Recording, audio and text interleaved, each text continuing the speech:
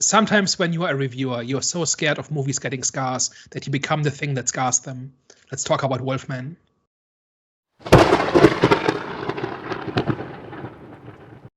Hello, everyone. Welcome back. We are back, the Eye of the Storm podcast. So, today we'll be discussing or debating Wolfman. But before we get into that, you already know what time it is. Best recent things. Guys, what's the best recent thing you've seen? I'm kind of going to get in and get out because I didn't get a chance to watch too much. And the one thing that I actually was enjoying watching, and that was Conclave. For those that haven't seen it, or no, for those that have seen it, there is a review on the channel where these two gentlemen here did a review. I was kind of missing in action on that particular day. It's essentially just like a story about like these religious leaders and they're trying to select a new pope. There's just like some like plotting and like secrets that are like sort of like being uncovered within it. Essentially, like I said, I kind of like fell asleep, which was really annoying because I was actually really enjoying the movie and I've not had a chance to kind of go back to it yet. From what I'd seen so far, it was really good. It was really interesting. Were you awake for the ending? Once I'd woken up, it was like I was watching it late. So by the time I woke up, I was like, let me just switch it off and I'll watch it again when I can. So I didn't get to the end of the movie now. Because it's the ending that's controversial. Because in my view, like it's a really tightly scripted political thriller up until the last 15 minutes, and then it just turns into moralizing when it could have been so much more. And we spent an hour talking on that when it came out. If you ignore the ending, it's probably one of the best political thrillers I've seen in years. Yeah. So I did know your opinion on the ending. So I was keen to kind of get there and see what it's all about. But hopefully I might rewatch it. I might try to kind of like catch the rest of it this weekend, and then we can maybe have like a quick chat about it once I have seen all of it. Yep. What I've seen, I was in that zombie mode. So I was watching Resident Evil. For those who haven't seen that, that's pretty much a zombie apocalypse. Like literally, just about a zombie apocalypse. Well, obviously, they go to I don't know what type of facility it is, but like an underground facility, I believe. And then at the underground facility, that's where like all the people that worked at that underground facility turned into zombies. And then the team that was sent there went to go investigate what's going on. I think they went to go originally to go and save the people that were trapped there, but then obviously they didn't know there were zombies, and then there was just a fight for survival. And then it's a good one. Resident Evil is, for me, not the greatest, but I think it's more of the nostalgia for me, because that's what got me into the zombie genre and The Walking Dead. But yeah, so I'll definitely say Resident Evil, the first one. I say definitely go and watch that one, guys, if you haven't seen it. Is that the early 2000s one? I think it's early 2000s. There's like 6 of those or 5, and they get increasingly weird as time goes on. But I think the first ones are pretty solid. Yeah. So it's got a few notable characters. Well, it's got Michelle Rodriguez, the one I was in Fast and Furious, and the Mila Jovovich. I don't know how to pronounce her surname, Jovovich or something like that. But yeah, and didn't you the one that said her husband was the director? Mm-hmm, yep. Yeah. Best thing I watched was The Righteous Gemstones, which is a 2019 HBO comedy drama about a family of televangelists. And essentially, it's about this family. So the father or the parents built this mega church, and they basically have these 3 adult children, and it's now becoming time for. So the mother died a few years earlier, and the father is nearing retirement, and he's kind of trying to get his adult children, whom he has been controlling or micromanaging their entire lives, into a point where they can take over the church. And the first season is largely about that flavor of religion, like, and the obscene amounts of money that are involved, and how it's more of a business than anything else and stuff like that. And this is like written by some comedians who come from that area. So this is very much informed by kind of their experiences growing up. And then the second 2 seasons kind of go more into like the family drama as the children take over, and they kind of try to kind of lead the church, and they have some teething problems, and there's all sorts of personal drama and everything.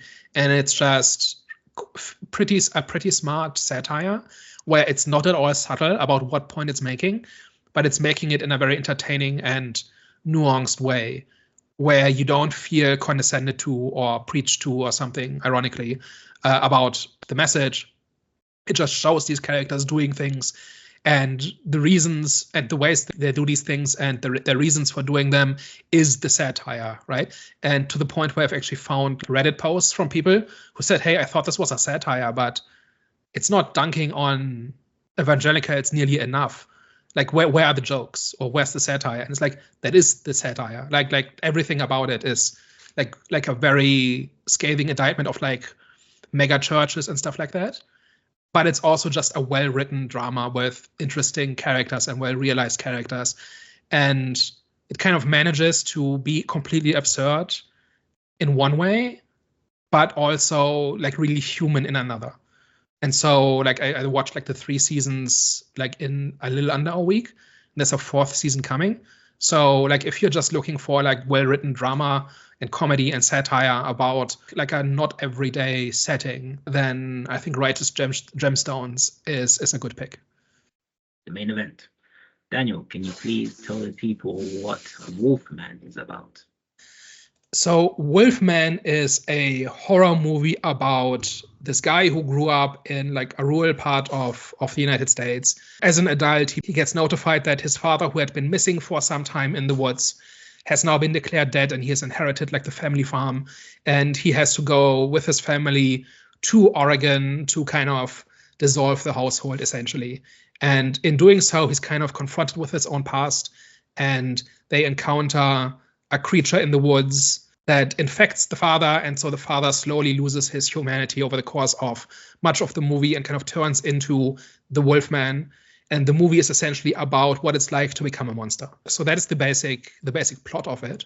So what did we think of the Wolfman? I actually really love those movies where you're not expecting much and turn out to be great, and this is one of them. This was a really good horror movie.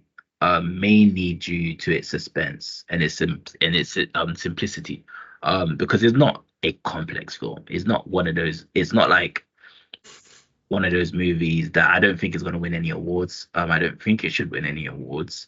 However, it's definitely a film. It knows what it's doing. Like the makers behind it knew, okay, we're gonna go with this idea, and we're just gonna build on what we can do with the limited, even though I wouldn't say resources were limited, but in terms of like, because it's in isolation, there's a few characters, there's so much you can do with what with that environment that you've set. And I think the way that they've done it was just I really enjoyed this movie. Themes were executed perfectly for me, especially how the character turned out to be just like his dad. Obviously, I'm not going to reveal too much, but they just didn't overcomplicate things with this movie.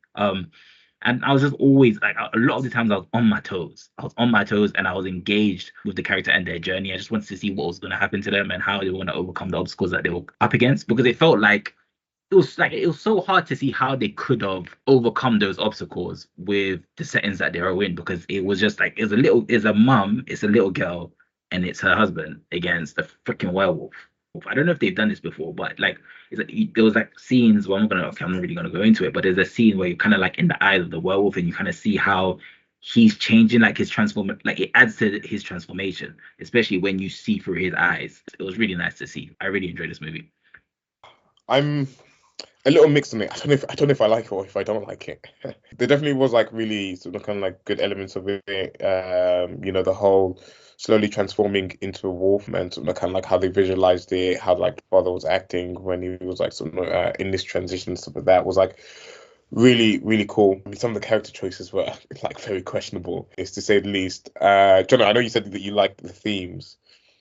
I thought it was pretty lackluster how they handled the themes, or they were very clever in terms of like how they like played it out in sort of kind of like metaphors, in terms of like how people were acting and sort of like what was happening on screen, and we were sort of touching that a little bit more in sort of the spoiler section. So I'm like even mixed on sort of that aspect of it. I do agree as well. Sort of scene where it was like the sort of the mother and daughter's POV, and they kind of compared it to sort of the wolf's POV, and like how like that was changing. Something that was like pretty cool, and something that I hadn't sort of seen done before.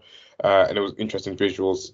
I do feel like the ending for me was like a little bit drawn out, and it was a little bit like, okay, let's just kind of like get to the end. And I think that was maybe more so because I was kind of like getting fed up with some of the character decisions. It never really felt like anything bad was going to happen. So I was a bit like, okay, can we just kind of get to the end? Because we're kind of like playing out this like really long, drawn out sort of chase scene between the two. In general, it was cool, but it wasn't.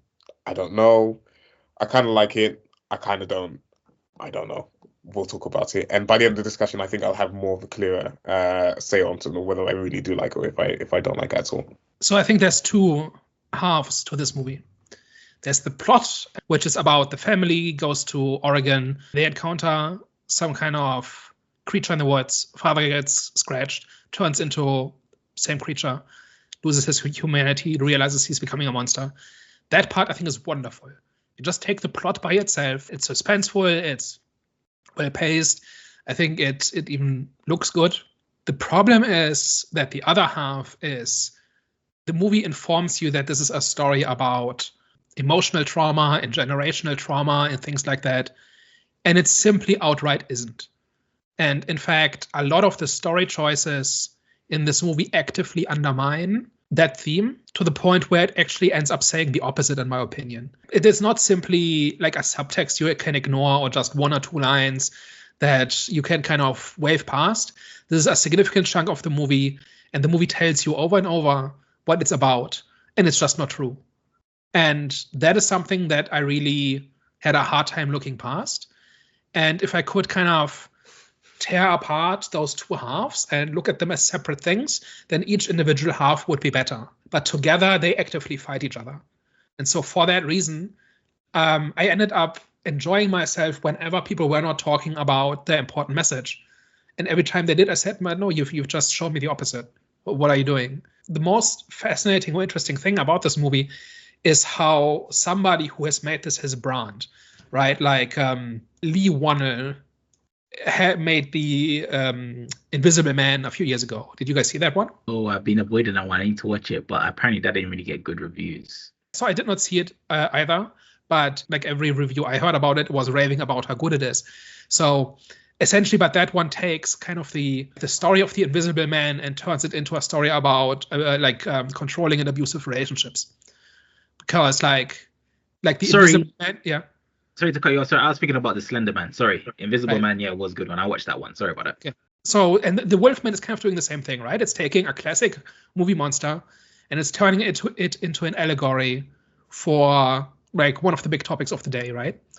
And that's a fine thing to do. But by all accounts, the Invisible Man did this really well, and it's like hard to screw up, right? Like it's kind of obvious. It kind of writes itself. And Wolfman is kind of similar. This should be pretty straightforward, but the movie manages to not do it in that way, in a way that actually works and actually hangs together. And that is kind of fascinating. Just how I don't think like we'll go into the details of how much this doesn't work in the spoiler section, but it's actually like the messages are diametrically opposed, and I have no idea how that happened. I kind of want to find out, because it seems like almost like that took more work than just doing the obvious thing. But yeah, for that reason, I ended up not really enjoying this, because the parts I enjoyed were actively fighting the parts, like the other half of the movie. And if I have to do that much work separating different parts of a movie in order to find something to enjoy, then I'm not enjoying the movie. So for that reason, I walked away kind of frustrated with this movie. Right, let's talk about it. I think they did kind of they stayed consistent to what the message was. Like, of course, they didn't do it to the same degree as Invisible Man, like you said, because I think with Invisible Man, it was more complexly done. Whereas this one, I think, was pretty much straightforward. And where I think it was straightforward and how they stayed consistent with the theme of kind of, being passed down the anger, like that being hereditary. I think like throughout the movie, the message was, or another message was that he was trying to not turn out to be like his dad.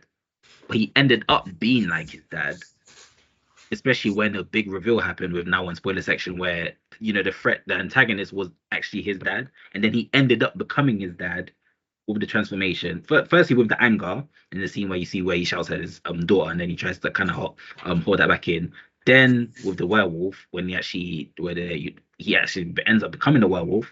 So there's three parts where there's like the transformation. So not only is he transforming into a werewolf, they show us the process of him transforming into his dad as well. With obviously you see signs of him being angry, like I said, with his daughter. Second sign was when he's transforming. And then the third sign is when he actually becomes. So there's a fourth one.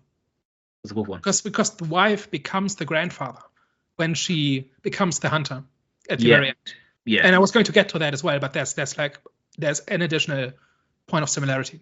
Yeah, and also why I think they were smart and they've kind of like still followed with the theme is because like the wolf, right?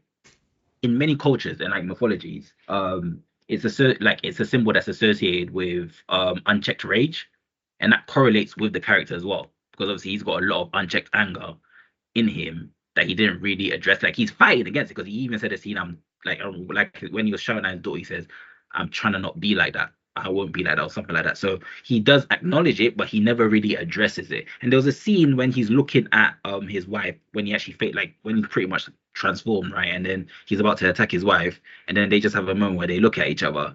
It was like that's when he actually finally realized that, oh crap, I'm my dad. In a way, I'm a werewolf, and the werewolf was his dad. So he's like, I'm my dad, and I'm gonna kind of like, you know what I'm saying, walk away, if that makes it. That, you know, he ends up walking away. So they did follow on with the theme. I can't even say that it was simply done because, like I said, the wolf. That's kind of like the wolf, like obviously the wolf symbolism, and obviously with the character's theme. That's kind of hard to do. It's not easy to do what they just did there. So I don't think it was simply that. I think this was actually it was done really well. The very first problem is that like the whole movie is on this crutch that sort of this father was abusive to his son and he doesn't want to pass down that generational trauma. But is the father really that abusive? Like all we see is him kind of like hop out of bed and neatly kind of like quickly make sure his bed's like done like really neatly or whatever. And then the second time is like the kids run off in the woods when they're like hunting deers and like there's like other threats that could potentially be in the woods. And the father is just like angry at him and he's saying like, I'm trying, like I have to be the one that protects you, essentially. Like you can't just like run off and you can't do that. And it's not like really done in like a cruel or abusive way. We're like not really showing that the father is that abusive to the son. So like when the movie's like really hanging on this, you really have to like sell us on the idea that the father was a really bad parent and sort of what he's saying to his kid and like how he's saying it isn't the right way to do it. And I can't see that it's not really, because again, if you're in a dangerous situation, you don't want your kid running off and doing his own thing, and you have to reiterate the point that like, there could be dangers out there. You have to think about what you're doing, essentially. So that's like my big problem with some of the themes in this movie, is that initially, like really off the bat, we're starting off really poorly with this, with sort of how you're laying out the themes. And Daniel, I don't know if you want to add anything more to kind of like that part of it. We're seeing it from our lens, right? That okay, that's not really abusive, but in the lens of a child, a lot of the time, especially like now, a lot of the times, like we're very like, I wouldn't say, but we are very sensitive, right? So back in the day, we would be like, that's not abusive. But a lot of people would be like, yo, that is abusive traits, or that is abusive. But like in the eyes of a child, he's seeing those fits of rage maybe as abusive. I just took it as, okay, the things that the child ended up picking up from the father was those fits of rage, that kind of like that inner anger, right? So I just saw it as, okay, he's growing up in a household where he's isolated from the world, and he has a father who has moments, like, he has moments where he has fits of rage moments. But he says, as an adult, how abusive he doesn't say the word abusive, but he very clearly has the stance as an adult, as a parent, as somebody like late 30s, whatever.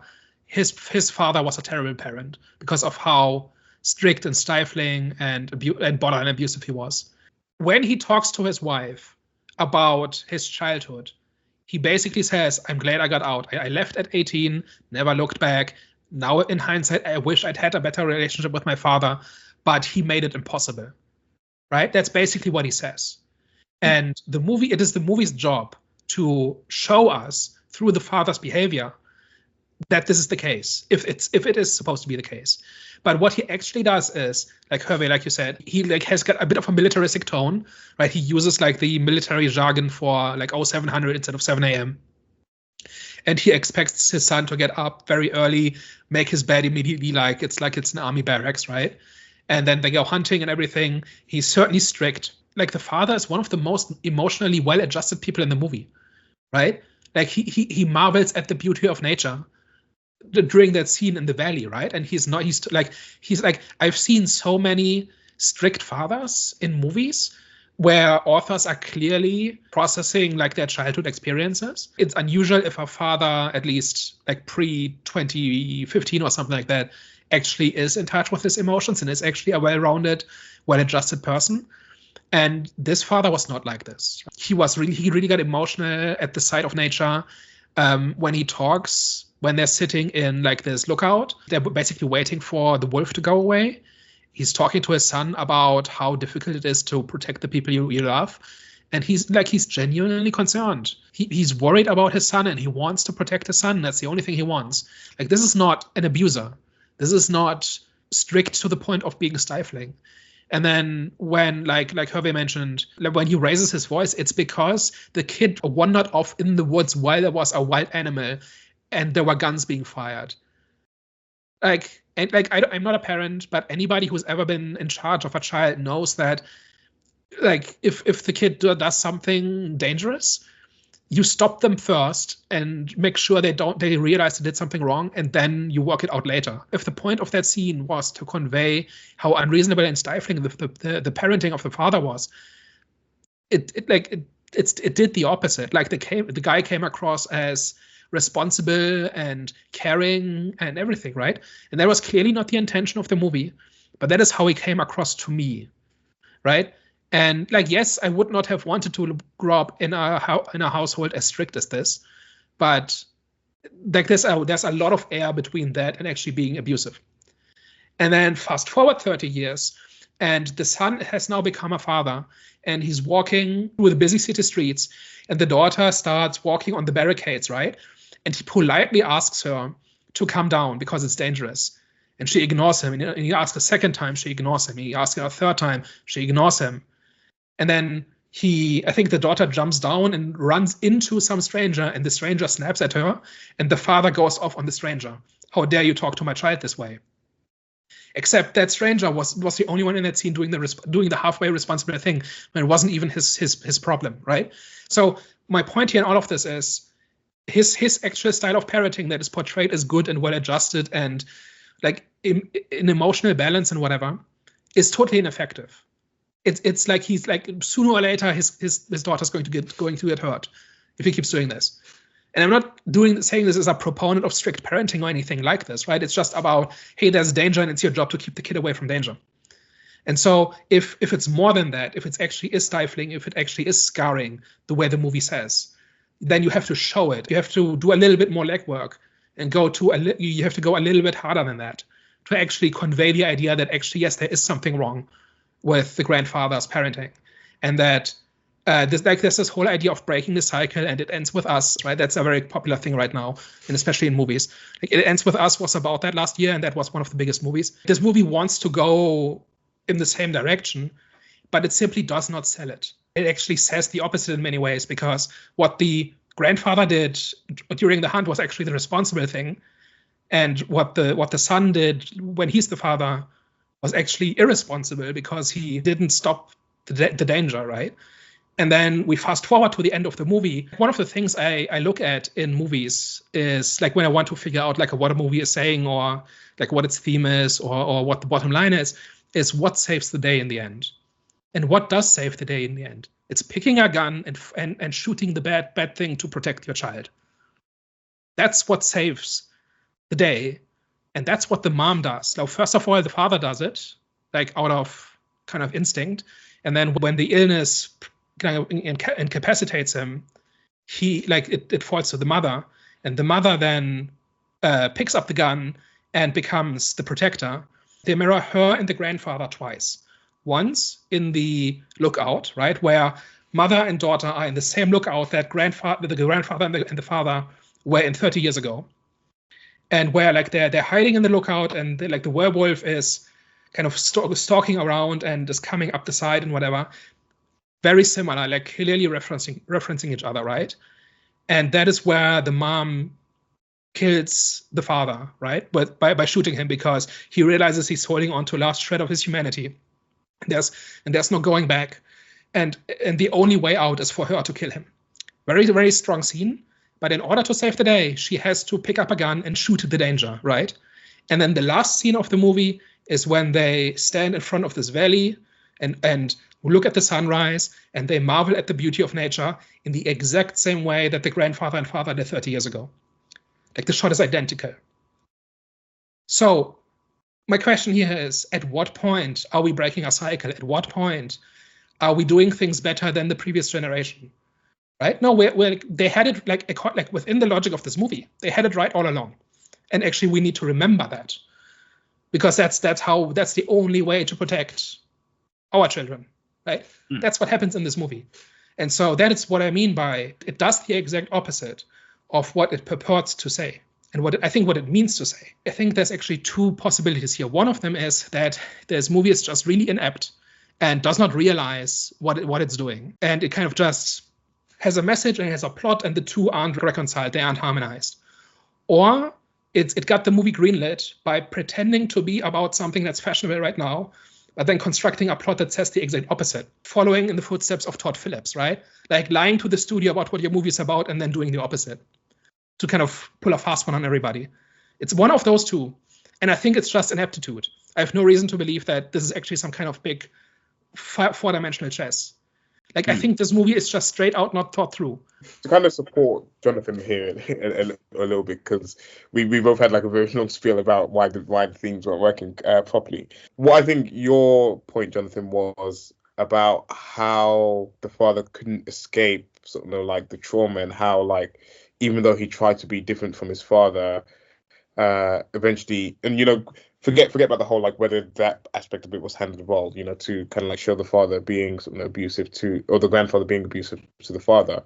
But I think, Jonathan, you were kind of like alluding to some of the points about how the father was trying to be different, but ultimately trapped in his rage, and like was unable to escape and like be different to what his father was, and that was like his eventual kind of like demise, what led to him obviously like dying in the end, and not like being able to be with his daughters. That's where like I could see some of it in a sense. And again, I don't know what the director's 100% his vision was, but as I was like kind of like watching, and like as I was like kind of like thinking about it as well, as we're discussing here, that's kind of like part of what like stood out to me, was that he's actively trying to like be different from his father. He's like, like you said, he's trying to be a little more gentle and whatever. But sometimes like he kind of like defaults back to what he knows, and like what he experienced as a child. And then you can kind of see, as a metaphor, his transition of like him becoming a wolf, similar to him becoming his father, and essentially what that danger presents to his family if he eventually becomes like his father. And he's trying to fight back against that transformation as well. Yeah, and you can see he's like trying to like hold on to the humanity in him as well. And he seems to kind of like, or from what we're showing, like hold out a little bit longer than what others were able to possibly do in this movie. But it's a sense of what happens when you can't be different, or what happens when you're not able to escape your past or escape the trauma, and the impact of that, and how like the people around you are affected by you being that way, essentially. The grandfather was not like that because he was a werewolf. It's not like this runs in the family, and every man in the family, or every member of the family, however you want to slice it, becomes that eventually, and he's been fighting it. I've watched and read stories like this, right, where there's kind of some kind of family curse or something, and there's some kind of evil in the bloodline, and somebody who knows this is what they're heading towards, but they're trying to avoid it or delay it. I've seen stories like this. And this is not what happens here.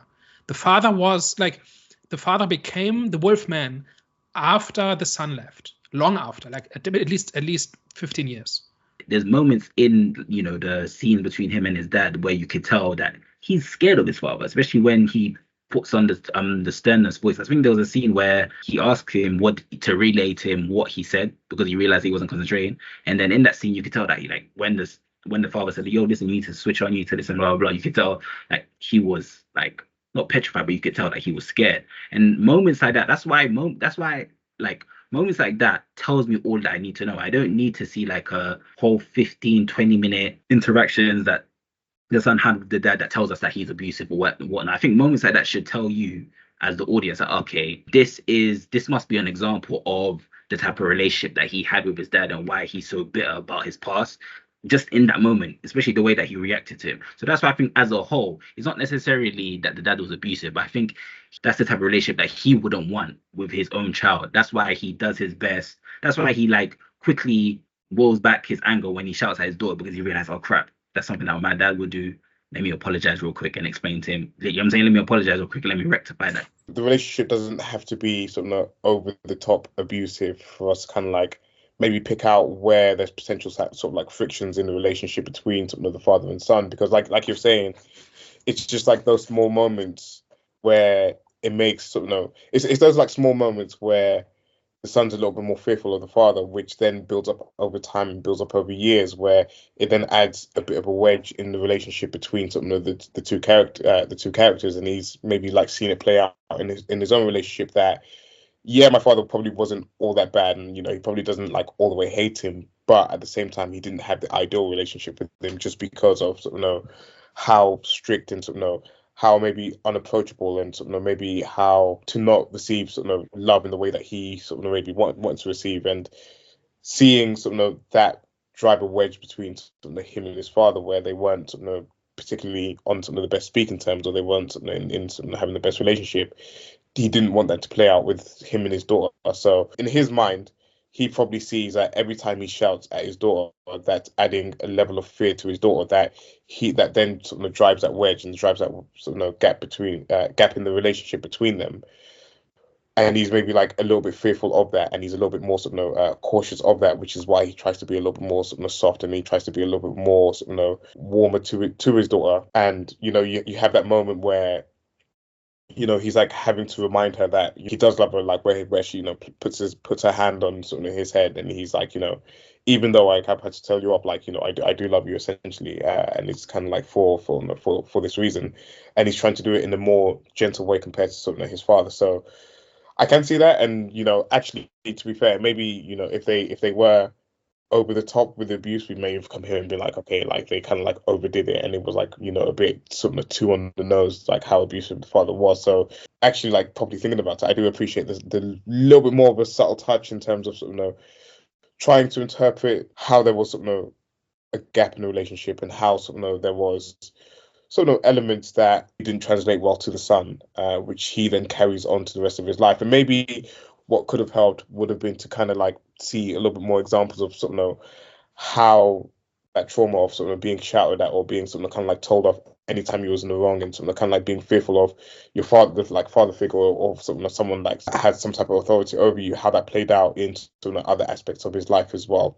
Isn't it a bit weak if it's just my father yelled at me a few times? It's not even like a real dressing down, right? It's just a little bit, hey, don't do that, right? So it just seems to me like the author just has a pretty warped idea of how that works, because how Blake actually interacts both with his daughter and his wife, it's completely ineffectual. So on the one hand, I think this is what the author believes good parenting looks like. On the other hand, it's portrayed as being completely ineffective, right? Like there's this whole thing, and this is not strictly parenting, but there's the scene when they're making dinner, right?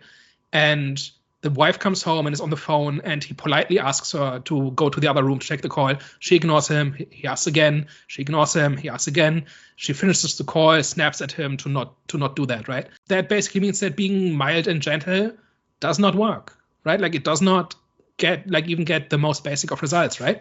And I'm not taking. But it shows that, Daniel. I'm just saying that is what the movie is saying. I'm just saying if that's all it is, it's pretty weak. And the movie should have done a better job conveying it. If the movie had some kind of message of, like, there's a better way of doing this, then that should have been the way to prevail against the Wolfman. I think that was the point. I think it was that trait that you're kind of like growing up, that, you grow up with, is something that's always going to be in you. I think it was mainly the fight is what they were trying to kind of convey, was the fight against that hereditary trait. Let's call it that. But that manifests as him snapping at people twice in totally justifiable situations. Like when he's under stress and when there's real danger and so on. It's not like he's kind of dominating his wife and daughter. And, like, it's just, I don't know, like I've seen other movies, right? And I've seen kind of the strict father, and I've seen like the stifling parenting and everything. And it's so much worse, like so much stronger. And I was so massively unimpressed. But at some point, the movie has to say something, right? If it's just about, hey, getting yelled at as a child is not nice. Okay, is that the entire movie? Is that the entire point? I think they did show that that's not nice, but at the same time, they showed that it worked as well. So, do you get what I'm saying? And I think that's the main point, because everyone's like, in terms of like just discipline, it's subjective, and I think that is definitely something which they led with, and that's something which they kind of use as a vehicle when it comes to the message of the film. So it's very subjective. Like right now, you're taking it one way, I'm taking it another way.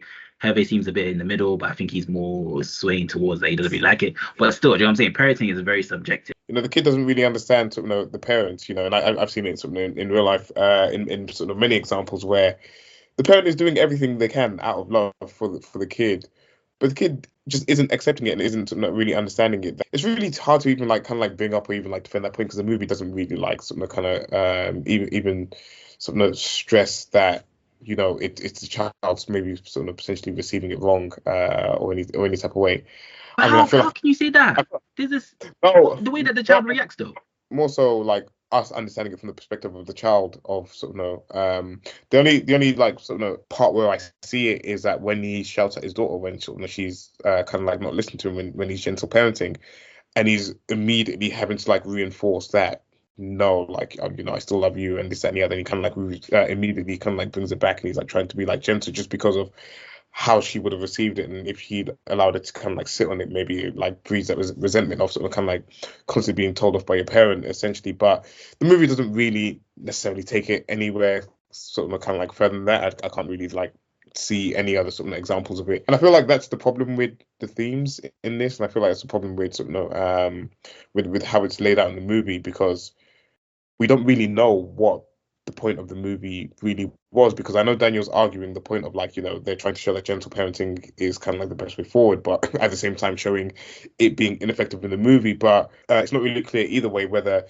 this was meant to be someone trying to get over generational trauma. It's not really clear to say this movie was trying to point in one direction or the other. I just feel like there isn't really enough there in how the theme is handled, or how things are portrayed, to really say what the director or the writers real thoughts are on it. I can see Daniel probably half disagrees on that, but for me it just seems like there's too many conflicting things in here to really point it one or the other way, because Daniel mentioned, it ends with the mother doing exactly what the father did, and it's really mimicking that same scene essentially. And that's what the point I wanted to address as well, that Daniel said. Sorry, have they carry on, but I'll address that later on.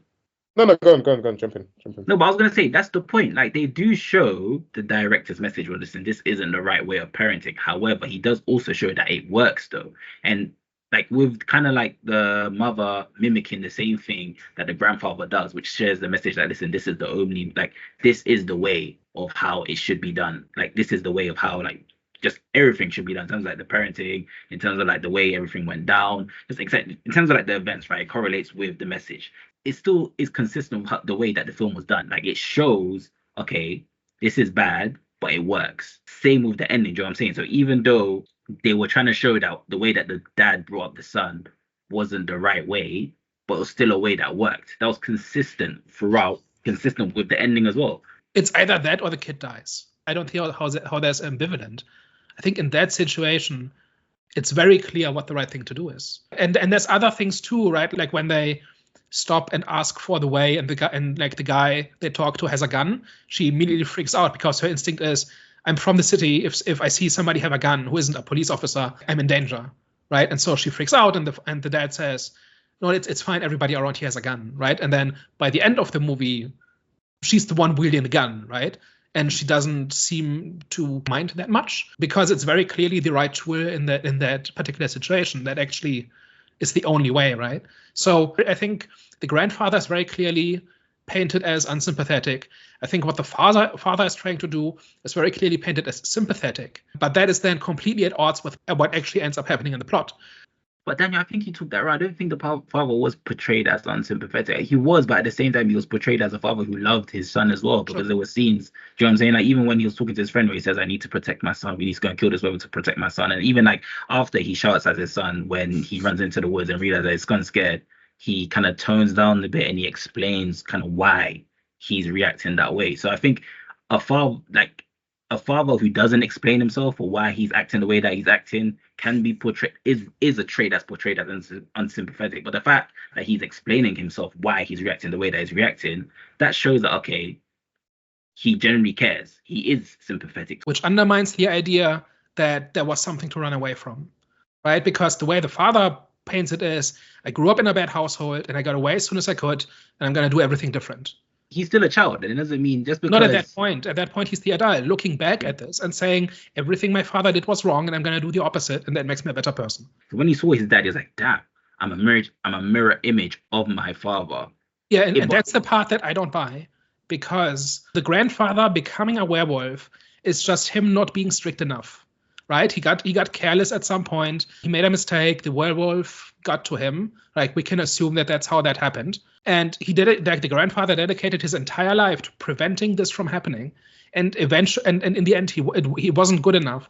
But it wasn't because he was too strict. It wasn't because he was too harsh. It's because he slipped up once. So if then thematically we're saying the grandfather turned into a monster in the end, and so sooner or later this will happen with the father, that's not what happens. The father, both of them become monsters because they were in the wrong place at the wrong time, and they didn't pay attention for a split second, and then it was too late. And then then there was no coming back from that. But that is not connected to the parenting or like how nice or how strict they were. It has nothing to do with each other, and that is why it doesn't work. But that moment there is what disconnects you from the story. If this was about my father became a monster and I'm on the same path and sooner or later I will become a monster and I will do everything in my power to stop that from happening, there's something like that there, right? Like, yeah, there are lines in the movie that indicate that this is what's happening, but it's the exact opposite of what happens in the movie. Okay. And that's my problem. And I don't think that's on purpose. I think that's just sloppiness. I think that's because they didn't think it through. They didn't think through the implications of what happens in the plot. Because if they did, then the father's strictness was what turned him into a monster in the end. But the exact opposite is true. And then the father becomes a monster not because he was too strict or not strict enough or anything like that. It was just chance. And there's nothing he could have done. Like, the only thing he could have done is simply not go to Oregon, right? That was the only way. Just stay away from the monster. No, that's true. That's true. So we were already over an hour, so let's maybe move on to maybe the good parts. So just talking about like things that work really well, like everything about I loved everything about the transformation. Like his slow gradual transformation, the way he kind of loses himself, how the movie shifts between his point of view and the mom's point of view, and how those two, like, the same situation can look completely different depending on whose perspective it is. The wolf vision looked amazing. When it comes to story, that's what I was like, that is so amazing.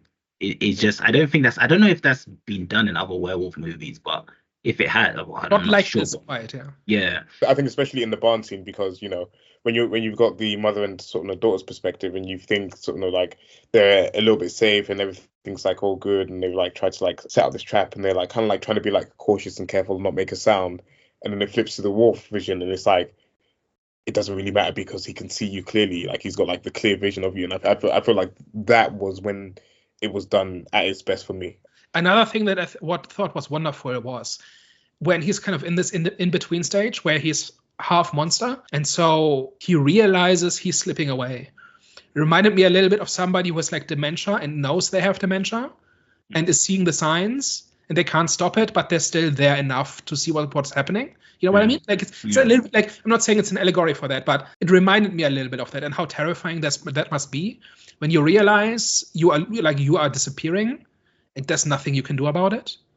Like, I've seen like movies where somebody becomes a monster, but I don't think I've ever seen like the first person experience of becoming a monster quite this good. In this script, I really felt for the guy, but that was incredibly well done, I thought. Like, it felt like a step-by-step tutorial in a way on how to become a werewolf, because how he was becoming a werewolf. So it was just so vivid. I don't know how to explain it, but it was just so vividly done. Like, you're right. I don't think I've ever seen a transformation being shown the way that it was shown in this one. And I think often it's looking at the monster from the outside, and here we were in his head, right? And like, we were up close to him, everything was filtered through his perceptions. And even just like this whole idea of I'm still here, but I'm disappearing. And like in a few hours, I will be gone. But that part, I think, was the best part of the movie.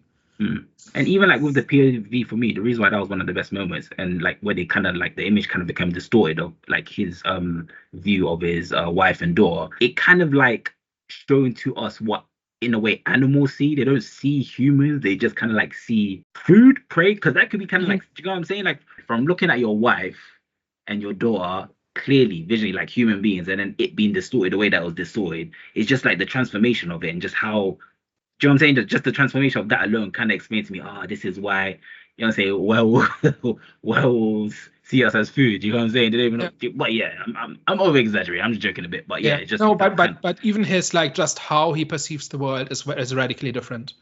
Right? Like there's a scene where he kind of stumbles into the forest and we kind of slide into the wolf vision.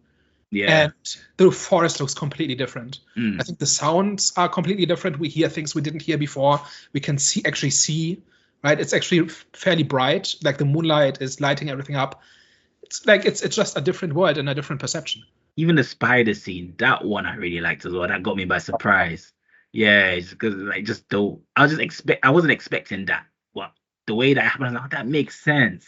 It's not even that it makes sense. That's just so, it's refreshing to see. I feel like I'm learning so much about werewolf transformation, just the way that the spider, but it felt like there was a whole monster in that room. It was definitely trying to invoke this idea that maybe the wolf is out climbing up the wall or walking on the roof or something, but no, it's just a spider. And you're like, the wolf's hearing is so strong that it sounds like a massive thing. I've seen this in other things, like a lot of vampire stories. When somebody is turned into a vampire, they see everything in a very amplified way. Kind of reminded me of that.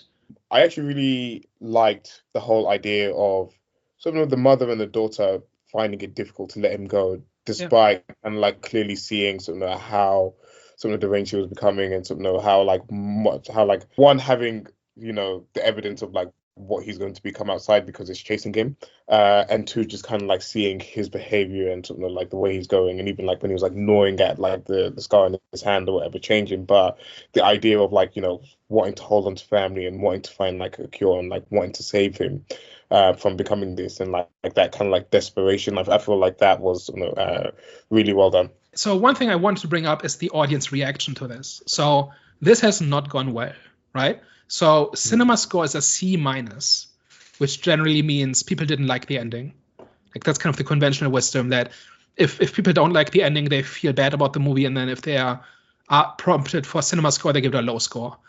And C- is bad. And then it's currently made after its first week $17 million against a $25 million budget. And the tomato people have it at 52% currently. So a coin flip. Half people recommend it, half don't. Is that justified? I don't believe so. So what I would say is that if you look at like responses and discussions about this, a lot of the reaction to it is kind of puzzling. So first of all, the ending, I actually thought the ending was really good. If you just strip out this whole thing about breaking the cycle and all of that, and it's just about a family trying to survive, like where the mom and the daughter end up in the end, quite good. Like this whole saying goodbye to the father and having to shoot somebody you used to love because they've become a danger, and then kind of wandering off into the sunset and kind of being confronted with this vast beauty, like blood-soaked beauty. Oh, it's good stuff. I don't know why people don't like the ending. All of kind of like that stuff that you point out, I didn't mind too much.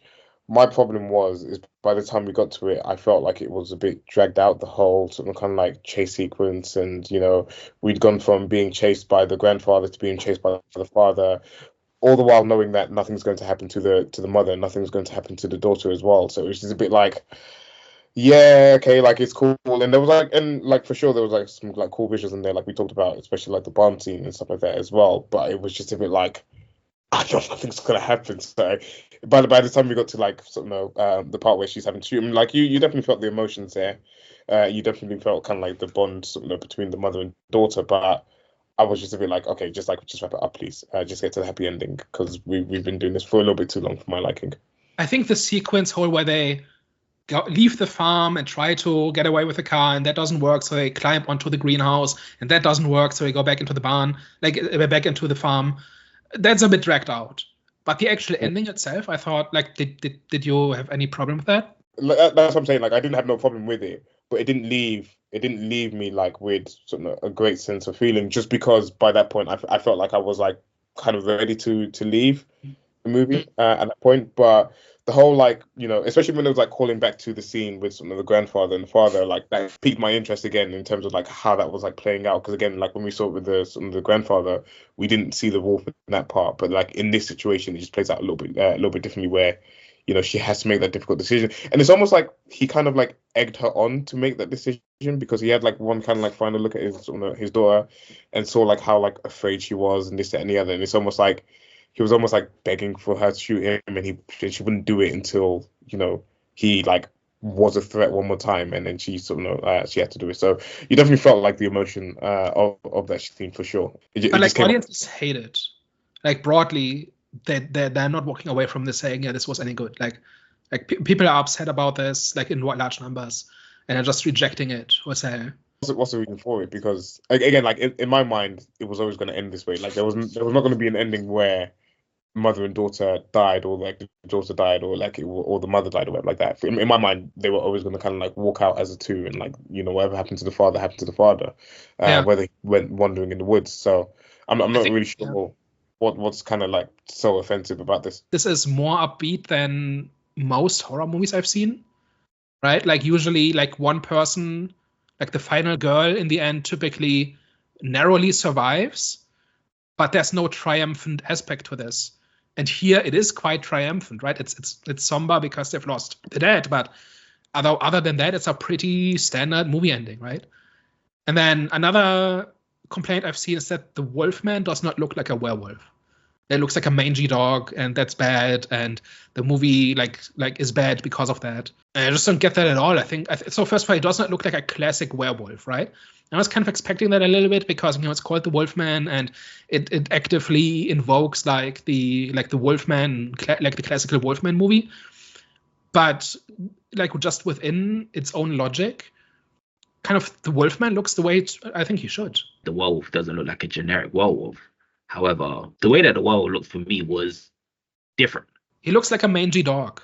That's what I think that makes sense. That fits. Yeah, exactly. So, and I think it is more realistic in a way to any other werewolf if there was ever to be a man who actually turns into a werewolf in the world. You know what I'm saying? So for me, I enjoyed that. And in terms of the ending, I do agree with her. I didn't see there being any other way that the film was going to end. I think for me that was a great ending. So like I said, I think people just didn't kind of like enjoy the minimalistic approach. I think they're kind of used to a lot happening in a film. Yeah. And is this audiences punishing a filmmaker for being a little bit different? I feel like it, and it's annoying because people scream for original stuff. They say that they're tired of repurposed IPs, like just reusing IP. So this one is an original story which I liked. So, and I don't think their opinions are warranted. However, it is what it is, man. Yeah, it's just I don't see the criticism. Like, okay, like I like the classic werewolf look that comes in a bunch of different guises, right? If you reject a movie because you have like an image in your head what it should be, and then it's not that, therefore it's bad. It seems reductive and not very productive. And I think the question should be, does this creature design support the movie? And yeah, I think it's a feral creature. It's more animal than monster. It's feral. It's diseased. You can see just a little bit of humanity still shining through, but just a little. It works. The whole point of it was like you still kind of had to have like some semblance of his human features, or like some type of like semblance of like who the man was behind the werewolf, and it had that. And I feel like there was like enough kind of like scenes in there of like his like kind of like claws coming through and stuff like that, where it was just like really well done, where you can kind of like see, okay, like this person's like clearly transforming into something different. I mean, I didn't have like many expectations, so maybe I'm like the wrong person to answer for all the people that are upset about the design and stuff like that. But for me, it completely worked. It was like completely fine for someone that had just been infected and was slowly transitioning. It's like I'm not expecting them to be like full blown werewolf at that point. And if he was a full blown werewolf, then Well, it's semantics whether you call this a werewolf or not, but it's the Wolfman, right? Like they tie this very superficially to some Native American mythology, and I would doubt that there's much there. But they explicitly don't say werewolf, right? I think a lot of the Wikipedia summary calls it a werewolf, but they don't actively invoke like the classical werewolf a lot. And the werewolf story is very flexible, right? Like it's been everything from being close to nature to like toxic masculinity to like puberty and menstruation, like everything. Like the werewolf can be pretty much anything. You just have to make it work within the confines of your story. So like this idea that it has to be this, like it's a bit like saying Nosferatu, like, but we had this with Nosferatu too, right? Where people thought Count Orlok looked funny because he didn't look like Bela Lugosi, right? Same thing. Yeah. Like I don't get twisted. I can understand how an aesthetic look can affect a viewer's experience. However, I don't agree that it should ruin it to the point where it's classified as a terrible movie. That's just ridiculous. Like, for example, I'm saying the reason why I say that is because of the whole Superman costume. Like the new Superman costume, I'm a bit iffy about it. However, it's not stopping. Like it's not like giving me like a prejudgment of this film. It's gonna be a terrible film. Now I'm like, okay, I'm not really a big fan of the way that the suit looks. However, I'm still anticipating. I'm still ready to watch the movie. So if that, like the whole werewolf look is something, or Wolfman look is something which has ruined the experience for the viewer, I think that is a terrible reason. I think on some level you need to accept, you need to engage with what the movie is offering, and it either works for you or it doesn't. And like on the creature design front, I think this really worked for me. Just didn't work on a thematic level, but everything else I think is pretty much where it should be. So it just like the negativity I saw like in the discourse around it was just surprising to me. It just looked like people were looking for something to complain about, as opposed to actually kind of taking the movie on its terms and then seeing if that works or not. I don't know. Last thoughts. I still actually think I'm confused as to whether I like it or not from the first part. It's a cool movie. I probably won't watch it again. I don't think it's one that you have to like really avoid. I wouldn't say it's like a bad movie.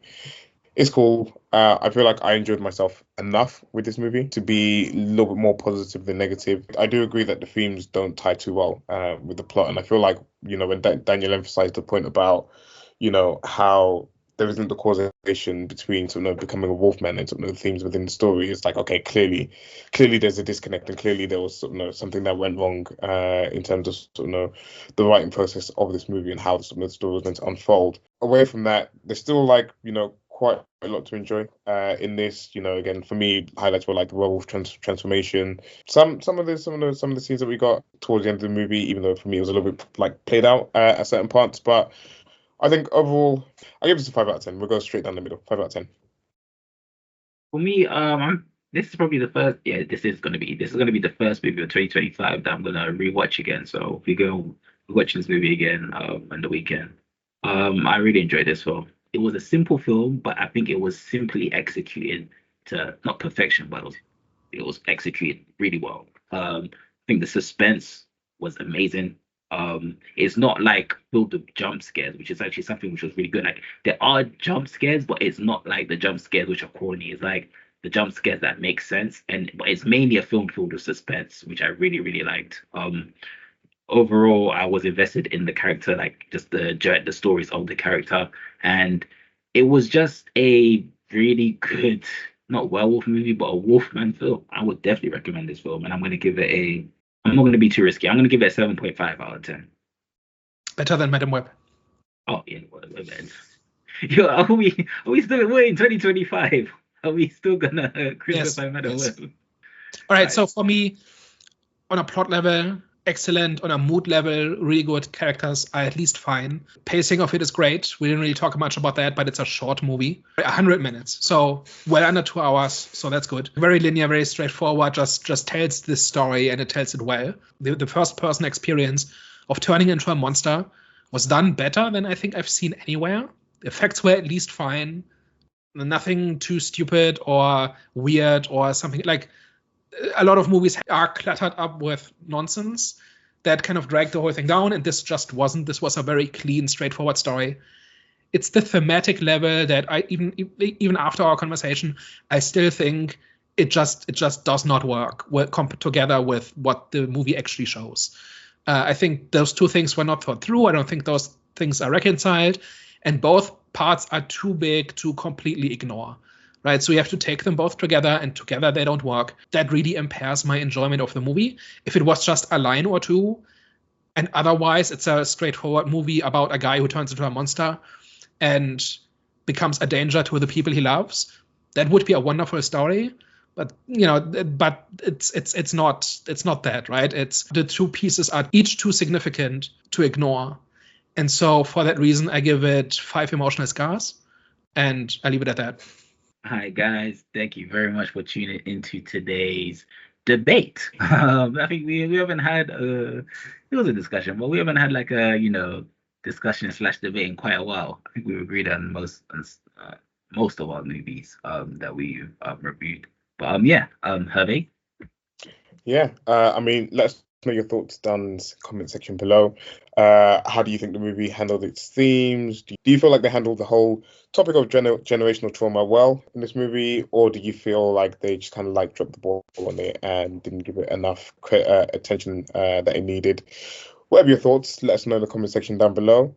And of course, if you enjoyed our discussion, tell a friend. And if you hated everything we talked about today, tell an enemy. We are the Eye of the Storm podcast.